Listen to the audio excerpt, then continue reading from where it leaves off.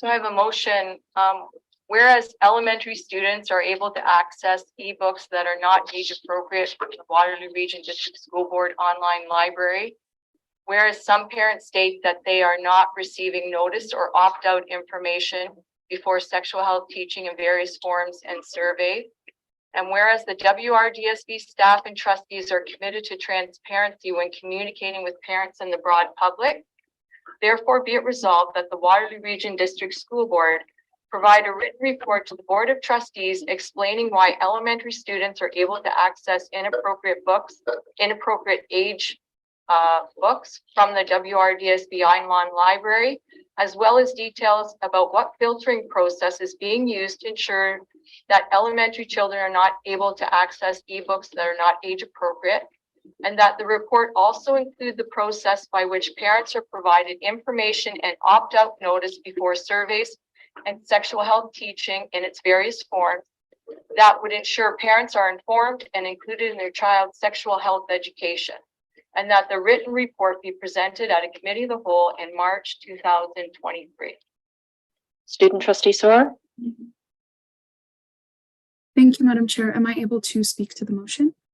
Yes, we're speaking to the motion. Yes, thank you. Through you, I'd like to begin by saying that while I would vote for standardized access between physical and digital libraries for WRDSB students, I note the possible associated costs of updating and maintaining our digital infrastructure. I also note that an elementary student with unsupervised access to their school's library books from home is very likely to also have access via other online means to the same titles alongside much more concerning ones. I recall as well that my elementary school used to send me home with a notice to my parents prior to starting each sexual education unit. This was also the case for my younger brother and most of the students that I asked who still had a memory of that time. And when I asked my parents, they noted that if we hadn't handed them the notices, they wouldn't have known. So perhaps a more direct way to communicate such notices to parents is indeed beneficial.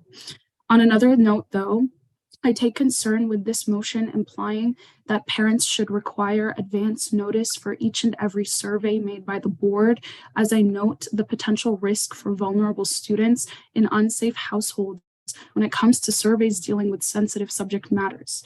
Perhaps the answer is not to pass parenting duties to the school board, but to have the challenging discussions at home instead of worrying about how students might answer a question about their preferred pronouns outside the confinement of their households.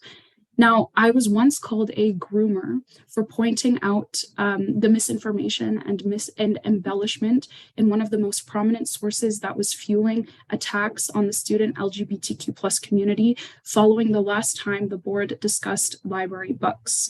Perhaps it was by someone so blinded by bigotry and hate to notice that they were in fact addressing a minor. Yet it serves as a testament to how easily such discussions can be weaponized. Thus, I implore everyone contributing to this discussion in the board and in the community to tread lightly in order to not to, despite best intentions, inflict more harm than whatever is meant to be averted. And finally, as a student body representative, I would like to remind everybody that the student body watches our board meetings and that we pay close attention to things that the grown-ups say here and elsewhere when it has direct influence on each and every one of us, especially the most vulnerable amongst us. And as a result, I will be voting against this motion in its entirety. Thank you. That said, I've heard talk about people being called groomers. Yeah, I've heard people being called groomers. I've been called a white supremacist for some of the things that I've said with respect to student learning and achievement. And for that, I was called a white supremacist by people that supported many of my colleagues around this table. And you know what? That is their democratic right. I would not ask to shut them up. So when parents come and we try to belittle them and call them transphobe for simply asking to say, well, you know what, is this age appropriate? That's what this is about. That's what this motion is about. And I mean, trustees can vote against it if they want, obviously, they have that right. And then, you know what, then we'll legislate some things and looking at respecting parental rights. So I will be supporting the motion. And, you know, we'll see what happens in the next couple of months. I just hope that Mr. Lecce follows through with Bill 98. I'll be voting against this. One last thing, Madam Chair. I'm still reflecting on the words of our student trustee Soror that in this conversation, and I'm happy with where I'm landing on this motion. As Trustee Soror mentioned, you know, the internet exists and there's a lot that's available to children outside of libraries. In school settings, I think that there are filters and controls in terms of books that are age appropriate. And I may be mistaken, but I'm not aware that there is a lot of evidence that students are, you know, going into the e-libraries and online libraries and downloading books that they should not be reading. So I do think that the board does show respect for parental rights.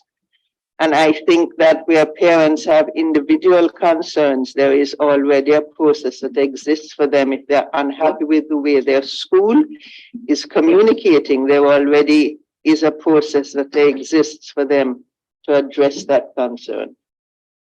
Moving to a vote, the motion has been moved on folio 26. The motion has been moved and seconded, and I will be voting. All in favor? Thank you. And opposed?